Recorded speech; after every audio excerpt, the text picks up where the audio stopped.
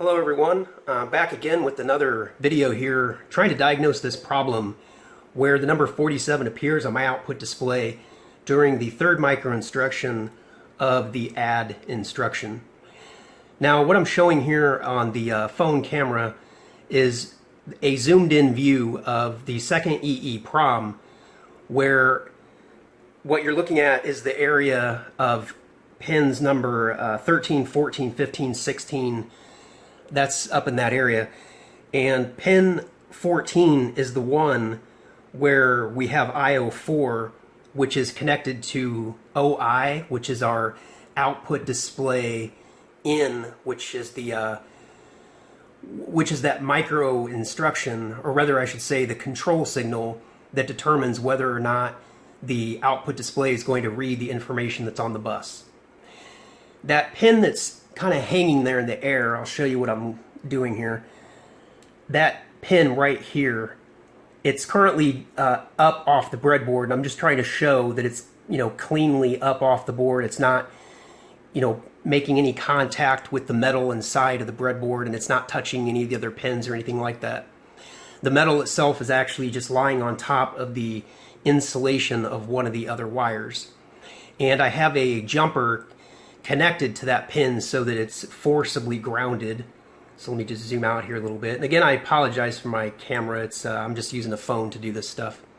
But you can see here that through this wire here, I'm just jumpering that connection to ground so that nothing will allow the OI control signal to actually go high. And there also on that same pin, pin number 14 or IO4, I have my oscilloscope probe connected to that same pin. So what I'm trying to see here is whether or not the EEPROM itself is outputting a logical high, because if when I had the probe on sort of the other side over here, in this area for the control signals, somebody had mentioned that it might be possible that I'm picking up interference, because of all these wires, on top of each other, that essentially, I guess the idea would be that the signal could jump from one wire to another wire, because these aren't shielded. So that seemed like a pretty good thought, so I wanted to see what would actually happen if I kind of took the wire out of the, out of the proverbial loop and just tested the pin itself. So what happens on that third micro instruction during the add instruction? What's coming out of the pin itself? So let's find out. Okay, now I'll move the camera so that we can have a better look at the breadboard itself and the oscilloscope back there in the background. And I have the classic 14 plus 28 program loaded here. I've got the breadboard computer reset, and I've got it set to manual pulse, so I'll just pulse through this manually, where we'll start by just going through the LDA portion because that has not given me any issues. I will mention that I'm having a little bit of a problem with debounce on my manual pulse. It doesn't come up very often, but it does happen, and I would also like to get that sorted out at some point. So with everything reset, we have these first 5 micro instructions of the LDA just to pulse through, so let's go through those here. So we're at T0, T1, T2, T3, T4, and now we're back around to T0 of the add instruction. Pulse once to get to T1, and we made it cleanly there without any bouncing problems, so that's good. Now it's the next instruction, the third micro instruction, or T2 of the add instruction, that's causing this issue. Now I have the OI signal sort of, permanently tied to ground, so nothing is going to cause anything to output to the display, and that's to be expected. But what I should not see is I should not see a pulse on the oscilloscope when I get to this third micro instruction, because the EEPROM is not programmed to put out a 1 on pin 14 during this next cycle. So let's pulse the clock and see what we see back there on the oscilloscope. So there's a problem there. I pulsed the clock and I cleanly got to the third micro instruction. It didn't bounce. And we can see on the oscilloscope back there that the EEPROM itself is outputting a pulse. It's a very brief pulse. Currently the scale on the oscilloscope is 10 nanoseconds. So we're looking at about a 20 nanosecond pulse in total. And that shouldn't be happening. And again, we didn't get the 47 on the output display because the OI signal itself is manually tied to ground, so it's impossible for it to go high. But this is definitely confusing me at this point. It's starting to make me wonder if somehow my manual programmer is not set up correctly. But this doesn't really make a lot of sense to me because EEPROM 1, which used the exact same manual programmer, has no issue. And EEPROM 2, for that matter, only has an issue on the add cycle. So what I've done is I've gone through, I have a few of these chips luckily on hand. So I've got another one and I've reprogrammed it, or rather programmed it, to act as the EEPROM 2. And I'm going to plug it in place of this other EEPROM and just kind of see if it exhibits the same behavior. Okay, so I have taken the second EEPROM out of the breadboard computer, the one that I was previously using that had the number on it, and I've replaced it with the other one that has been reprogrammed.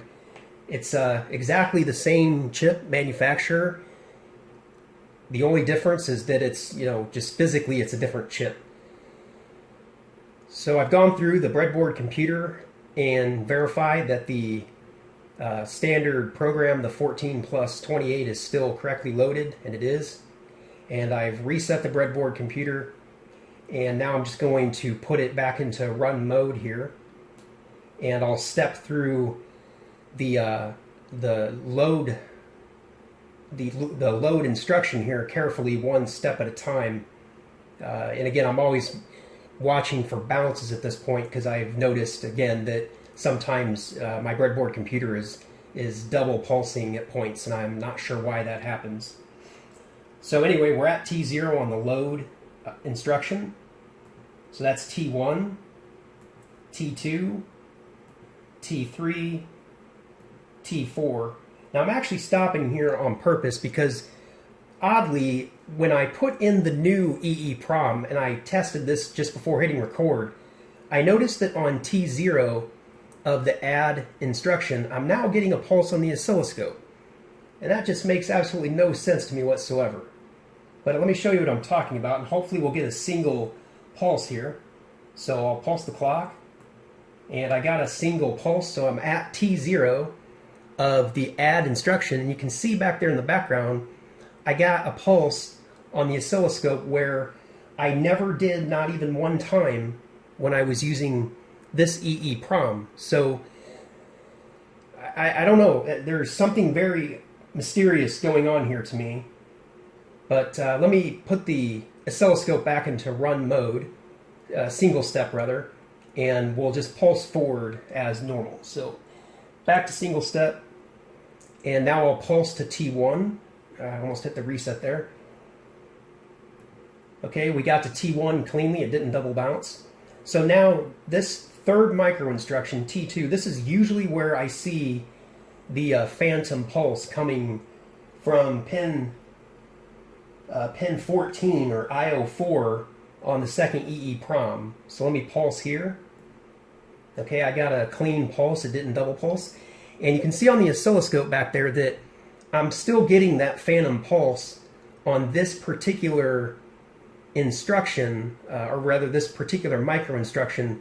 But I don't know if you happen to notice, but that particular pulse back there looks very different than the pulse that I was getting when I was using this EEPROM. So yeah, I'm very confused on this point. One thing I do want to mention, because this comes up in almost every video, somebody will mention that my power is the problem, and it's not. I know exactly what you're talking about, because when I was initially starting this project, I had my share, more than my share of power problems when dealing with these breadboards, with the way that these wires daisy chain from one to another, and using the USB power as my source originally, like, probably so many other people are doing.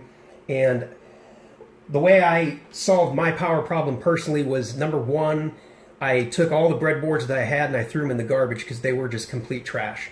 Ben mentions in at least 2 of his videos that, the lower brand, lower cost breadboards do have power distribution problems. And in my experience, he's absolutely correct on that. Spending a few dollars more on each breadboard is well worth it, because it saves a whole lot of headache in the long run, and the power distribution on these boards is great.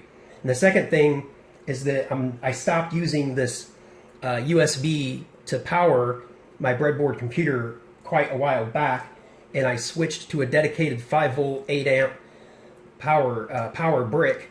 So my entire breadboard is now being powered from here, rather than powering from a USB cable. And in fact, in Ben's very last video, I believe he even mentions that on his own breadboard computer, he had to switch out his USB power brick, because he was originally using one that was only 1 amp, and he switched to something that was 2 or 2.5 amps. But anyway, I assure you, I can't sit here and take the time to probe everything, but I've done that. And I assure you that everywhere on the breadboard that I've probed, I'm getting, 5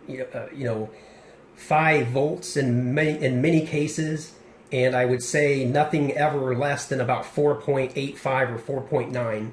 This power supply solution that I'm using has proven to be excellent.